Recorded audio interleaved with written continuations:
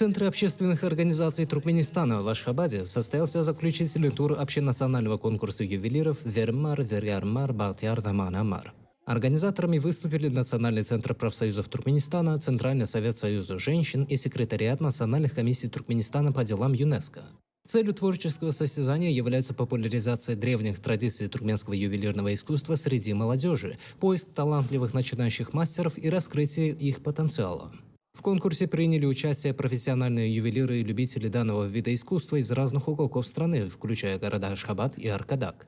Anxabetken bayramçylyk bäteşiginde Lewap welaýat tapgyrynda öz kärdeşimiz bilen ýeňji bolluk. Elbetde bayramçylyk bäteşigi hasda çekeleşikli gyzgalaňly geçdi. Lewap welaýat tapgyrynda biz öz gadymdan gelýän eli işlenmedi dergäçilik sunugotymyzy ony goşky setirlenmedi bilen şeýlekem onuň däpdi surlary gelip çykyşy gözellik aýyrtynlyklary, milliligi, özünde saklayan jadyly sırlary barada rowaýatlaň üstü bilen, goşky setirleň üstü bilen şeýle-de ikinji tapgyrynda bolsa dergäçilik sunugatyndan ýagny biledigiň ýasak görkelişi we oňa goýulan gaşlaryň, ona şekillendirilen suratlaryň, çyzgylaryň, manlarynyň aýyrtynlyklaryny düşünürdik.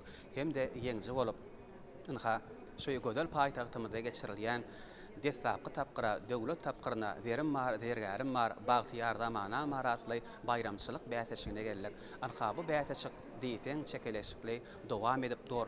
Owadan zergärleriň, owadan zer önümleriniň, şaýsepleriniň, amal haşam sergileriniň sergilenmegi şeýlekem türkmen milli haýarlarynyň, türkmen milli şaýsepleriniň körtelenmede çatılmagy, şol sana milliliklenmeden aňyry başy ýokary derejede gurulmagy we hassa buýsunlary, gowanlary sebäbi biz dergärler, biz ýaşlar halipalamyzdan ögrenip asır aşyk gelen milli şaýseplenmeden manasyny, onuň milliligini, gudratly sırlaryny açyk görkezip şeýle-de berkarar döwletimizin täze ýamynyň galkynyşy döwrüni wasp edýän, watanymyzy wasp edýän, milliligimizi wasp edýän öz buýsunçlanmagy şu dergärçilik önümlenmede şekillendirip hassa buýsunçly zähmet çekýäris. Biz öz kärdeşimiz bilen Lewap welaýatynyň ustad dergärleriniň adyndan şu bäteşigimizde kümüş şaýsepleri elbetde Günnogar welaýatymyza, ýagny Lewap welaýatymyza maksus bolan kümüşleriň gadymdan gelýän onuň saglygynyň saklamagy üçin adamzadyň ýürek agyr kesellerine hassa bir gowulanmagyna, dem alyş ýollarynyň gowulanmagyna, şeýle-de gan aýlanşynyň gowulanmagy üçin kümüş şaýsepleri giňden özüniň saglyga adamzat üçin bir yaramlygy bilen tanalyk gelýänler.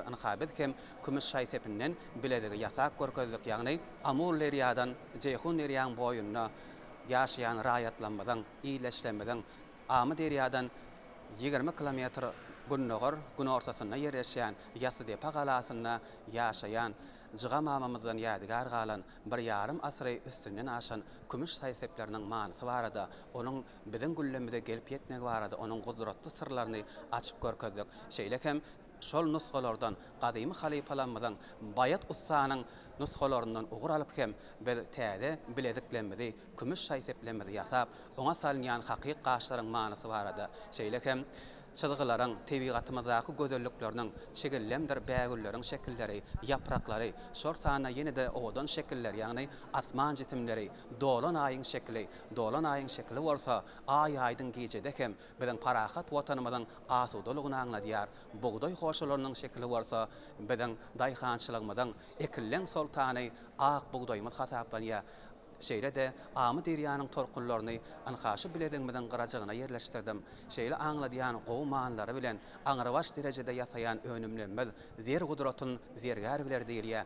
Şeýle zergärçilik sunugatyny ösdürmäge, gollamaga, işlemäge biz ýaş dergärlere giň mümkinçilikleri açyp berýän gahrman arkadagly gahrman serdarymyzyň janlarynyň sag bolmagyny, ömrüniň uzak bolmagyny tüýsüregmizden arzu edýäris. Среди конкурсантов были не только специалисты различных отраслей, но и студенческая молодежь. Жюри определило лучших среди множества талантливых мастеров, а победителям вручили ценные подарки.